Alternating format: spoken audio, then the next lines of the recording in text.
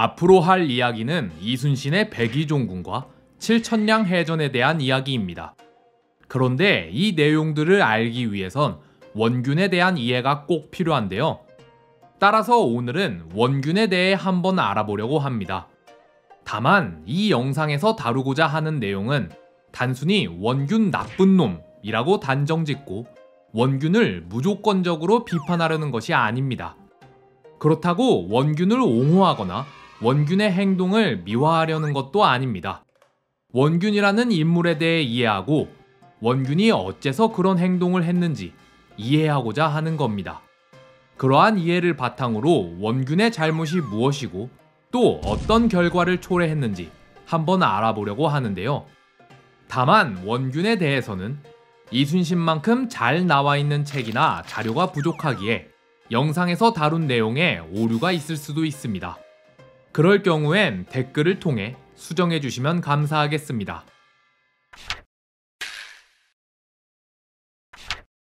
원균은 1540년 1월 경기도 평택시에서 태어납니다. 원균의 집안은 고려 시절부터 대대로 무인을 배출한 무인 집안이었는데요. 원균의 아버지 원중량도 무관으로 전라우수사, 전라좌수사, 경상좌수사, 경상좌병사 등의 고위 무관직을 지낸 사람이었죠. 하지만 뇌물수수와 부정부패 등으로 인해 여러 번 탄핵을 받은 자이기도 합니다. 평택시에서 태어난 원균은 얼마 후 한성부 건천동으로 이사를 합니다. 건천동은 어린 이순신과 류성룡이 살았던 동네이기도 한데요. 하지만 원균은 이순신보다 나이가 5살 많고 이순신은 10살 때 건천동을 떠나 충청도 아산으로 이사를 갔으니 어린 시절의 두 사람은 서로를 알지 못했을 것 같습니다. 24살이 된 원균은 무인 집안 출신답게 묵과의 응시에 당당히 합격합니다. 그런데 알고 보니 이는 아버지 원중량의 부정청탁에 의한 것이었는데요. 부정행위가 적발돼 결국 시험에 떨어진 원균. 그는 4년 뒤 다시 묵과의 응시에 5등으로 합격을 해냅니다. 원균의 첫 관직은 선전관으로 왕명을 전달하거나 군사 관련 업무를 처리하는 자리인데요. 선정관으로서 임기를 마친 원균은 북방 지역으로 보내져 조산보 만호로 임명됩니다. 이때 원균은 여진족을 토벌하는 데 공을 세워서 불영부사로 특진하는데요. 다만 이 공을 세웠단 기록은 실록이 아닌 원균의 개인 기록에 나와 있는 것이기에 확실하지는 않습니다. 어쨌든 불영부사가 된 원균은 얼마 후 종성부사로 자리를 옮기게 되죠. 원균이 종성부사로 있을 때 조선에서는 대대적인 여진족 토벌 작전을 실시합니다. 이순신이 백의종군한 채로 참전해서 공을 세운 뒤 복직한 그 작전인데요. 이때 원균도 참전해 유사시 후방에서 지원하는 임무를 맡았습니다. 하지만 총대장 이일은 본진만으로 손쉽게 여진족을 토벌했기에 원균이 활약할 기회는 딱히 없었는데요. 이후 조선 조정에서는 일본의 침공을 대비하기 위해 지금까지 크고 작은 공적을 세운 장수들을 남쪽 지역으로 내려보냅니다. 이때 원균도 남쪽으로 보내져 전라좌수사로 임명되는데요. 하지만 채 반년도 지나지 않아 원균은 탄핵을 당하고 맙니다. 원균은 전라좌수사로 임명되기 전에 한 지방의 수령직을 맡고 있었는데 이때 인사평가에서 최하점을 받았습니다. 그런데 고작 반년 만에 그를 승진시켜서 전라좌수사에 임명할 수는 없다는 거였는데요. 그렇게 원균이 파직되고 그 후임으로 이순신이 전라좌수사에 임명되죠. 하지만 얼마 안 있어 원균은 다시 등용되어 이번엔 경상우수사에 임명됩니다.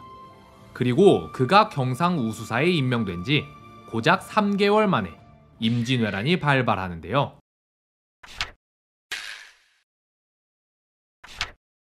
원균을 비판할 때 항상 거론되는 가장 큰 죄목이 바로 여기에 있습니다. 원균의 관할지인 경상우수영은 경상좌우수영, 전라좌우수영을 통틀어 가장 규모가 컸으며 심지어 이순신의 관할지에 비해선 2배 이상 컸는데 원균은 전쟁이 발발하자마자 싸워볼 생각도 안 하고 휘하의 모든 배, 판옥선 70척을 침몰시켜버리고 병사 1만 명을 해산시킨 후 고작 판옥선 한 척만을 이끌고 도망쳤다는 사실인데요. 이 사실에 대해선 조금 고민해볼 필요가 있습니다.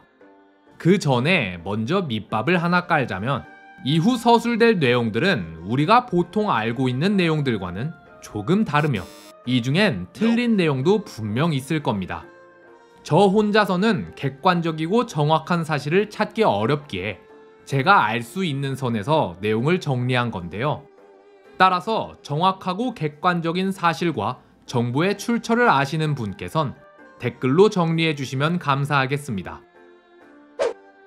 원균에 대해 알아보기 전에 먼저 경상 좌수사 박홍에 대해 알아보자면 흔히 알고 있기론 일본군 선봉으로 고니시 유키나가의 제1군이 쳐들어오자 경상 좌수사 박홍은 곧장 병사와 함대를 버리고 도망쳤다고 알고 있습니다. 이는 임진왜란의 길고 복잡한 진행 과정을 짧게 줄여서 설명하다 보니 세세한 과정이 생략되어 오해가 발생한 건데요. 일단 임진왜란이 터지기 전에 수군 절도사 휘하의 함대는 전부 수영에 모여있지 않았습니다. 절도사의 관할지는 관, 포로 나뉘어져 각 관과 포에는 그곳을 관할하는 장수가 있었으며 각 포구에 위치한 장수들이 각자 판옥선 3-4척씩을 나눠 가지고 있었는데요. 이게 당연한 게 임진왜란 전까지는 소규모 왜구들이 쳐들어왔잖아요. 근데 이 왜구가 언제 어디로 쳐들어올지를 모르는데 한 군데에 모든 병력을 모아놨다간 제대로 대응할 수 없었겠죠. 출동하는 사이에 다 털고 도망가 버릴 테니까요. 그래서 각 마을과 항구에 병력을 소규모로 나눠서 주둔시켰다가 소규모 왜구가 침입하면 그 지역에서 해결하고 규모가 좀 크면 주변에서 도와주는 식으로 방어를 했던 겁니다. 그러다 만약에 대규모의 적군이 쳐들어오면 수군 절도사가 명령을 내려서 이들을 수영으로 모으는 거죠. 자, 그럼 수군 절도사가 명령을 내렸다 치고 하루 만에 바로 출전을 할 수 있었을까요? 일단 명령이 전달되고 함대가 모이는 시간은 차치하더라도 배를 운용할 수군 병력이 상시 주둔하고 있지도 않았습니다. 정규군과 비정규군이 나눠져 있었고 이들이 또 교대로 근무를 섰기 때문에 명령이 떨어지면 집에 가 있는 인원들을 불러 모으는 시간도 필요했습니다. 따라서 이순신이 1차 출전을 할 때 원래는 전라우수사 이혁기와 만나서 가기로 했는데 이혁기가 병력을 소집하느라 계속 늦어지니까 이순신이 혼자 출전했던 건데요. 이 점에서 이순신이 정말 대단한 게 이순신은 전쟁이 벌어지기 전에 미리 이런 준비를 다 끝내놨기 때문에 전쟁이 터지자마자 바로 명령을 하달해 부하 장수들에게 출전 준비를 맞춰 놓으라 지시했으며 조정에서 출전 허가가 떨어지자 고작 3일 만에 전 병력을 전라 좌수영으로 모아버렸습니다. 이게 이순신이 진짜 대단한 거지 사실 이혁기도 한참 걸렸던 거예요.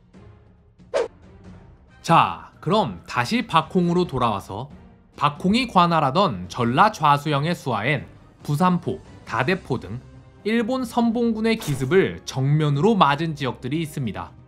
그리고 고니시 유키나가는 부산포에 상륙한 지 고작 3일 만에 동래성을 함락시키며 부산을 점령해버리죠.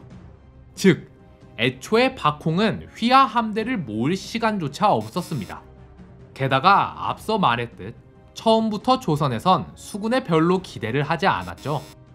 따라서 4월 13일 일본군이 400척의 대함대를 이끌고 부산포를 쳐들어오자 박홍은 일단 경상 좌수영에 있는 병사들만 데리고 동래성으로 들어가서 동래성 전투에 참여합니다. 그러나 4월 15일 동래성이 함락되자 박홍은 그제서야 경상 좌수영 휘하의 함선들을 침몰시킨 뒤 경주로 퇴각했는데요. 이때 박홍이 판옥선을 침몰시킨 이유는 일본군이 이 배를 활용할 수 있었기 때문입니다. 물론 판옥선을 구출해서 다른 군영으로 옮겨놨으면 더 좋았겠지만 이미 부산이 함락돼 버린 상황에서 일본군 제2군, 제3군이 연이어 오는데 이들을 피해 무사히 판옥선을 대피시키기도 어려울 테니 적의 손에 넘겨줄 바에야 차라리 없애버리는 쪽을 택한 거죠.